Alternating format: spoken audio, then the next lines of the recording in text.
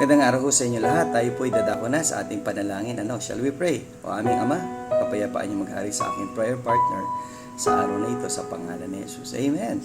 Well, let's proceed to our strong exhortation from the book of 1 Thessalonians chapter 3 and verse 12. In the Lord, make you to increase in abound in love, one toward another, and toward all men, even as we do toward you. Well, ito po yung sabi nga ni Apostle Paul na talagang yung gumawa tayo ng pag-ibig, no? At yung pag-ibig na yan ay atin ding ibahagi sa mga tao, talo ng pag-ibig na mula sa ating Panginoong Kristo, yung kaligtasan.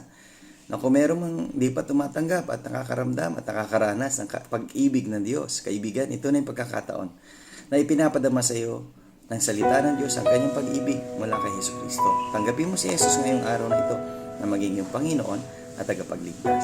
See you again tomorrow sa The Strong Family Prayer and Exhortation.